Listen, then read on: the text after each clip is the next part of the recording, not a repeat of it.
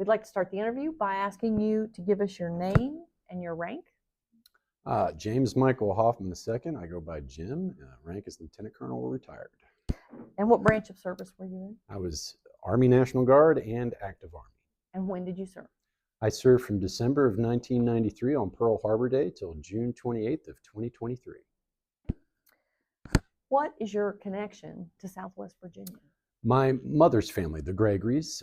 My grandfather, Roy Gregory, was working for Appalachian Power and was a Little League umpire for many years. And my mom was the second born of 6 children. Okay. And that's from right here in Southwest Virginia? Right here in Abingdon. Okay. How and why did you enter the military? Well, I joined the military to get out on my own. I wanted to see what else was out there. I grew up on a tobacco farm here, like many other people, and this was pre-internet, so I just wanted to get out and see what the world else has to offer. And I always had this calling just to serve, a higher calling and serve others in the community. Mm-hmm. So I joined right up as a 17-year-old, as a junior in high school. So what was your process going in? My process was convincing my mother to sign me away at 17 years old first. That was the tough part, because all 5 of her brothers served in one service or another. And then I went down to the local Bristol recruiting office and said, hey, sign me up as long as you got college money. I don't care what the job is. Mm-hmm. And then when I figured out what was to offer me, I figured out communications was my calling there when I was enlisted, and I joined the Gate City Army National Guard right down the road. What are some of the jobs that you performed while you were serving? Well, I first started as a radio operator for the 1032nd Trans right down the road. Everybody knows about that unit. But after I graduated college, I was a rifle platoon leader. Then after that, a battalion signal officer, company commander, battalion XO.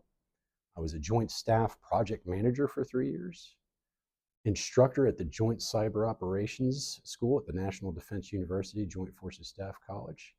And then I was a battalion commander for the 36th Signal Battalion. I shut that unit down in Korea. And then I became, my last job, I was the deputy brigade commander for the 1st Signal Brigade. So you touched on it a little bit. What are some of the places that you lived while you were in service? Well, first and foremost was Fort Benning, Georgia, where I ended up doing infantry basic course. After that was Germany, was my first tour of assignment in Baumholder, Germany. That's where I deployed my first time to Iraq. After that, I went to Fort Gordon, Georgia, and Augusta, Georgia for communications school. And then I spent 7 straight years at Fort Hood, Georgia, deploying 3 more times. Fort Hood, Texas, deploying 3 more times. I then went to Norfolk, Virginia, to do the joint staff, not at the Pentagon. It's one of the best kept secrets. And then after that, Korea. And then I retired out of Fort Lewis, Washington. In thinking about your deployments and places that you went, how did you stay in touch with friends and family? Well, the first part of my career, it was really tough because the internets and webs didn't exist. So it was, satellite phones, or it was phone cards with overseas company cell phones. A few internet we were able to do, emails maybe a couple times, and then the old school fashioned way was cursive writing on a letter and mailing it. Once the internet came about, it was real easy. Could you share with us a memorable experience from your military service? It could be serious or lighthearted. Yeah, story. One of my most memorable experiences when I was a detachment commander at Fort Hood. I deployed to Iraq, and I was the division communications officer, setting up all the comms. And my unit also ran the R&R station in Qatar, the country of Qatar. Well, my brother was also stationed in Iraq as well, deployed from the Irwin, Tennessee National Guard unit. When I found out he was doing a 4-day R&R, I strategically found myself in Qatar to do an inspection on the R&R facility, snagged up my brother, told the NCOIC he'll be back in 4 days, and me and my brother got to spend the time on the ocean with camels for 4 days. It was great.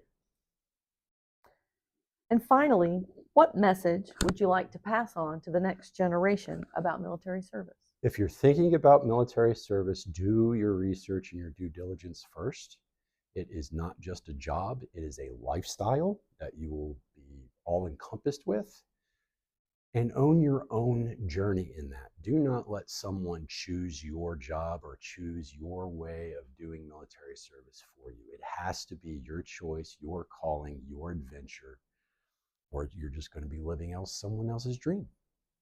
Thank you so much for your time. No problem. Thank you.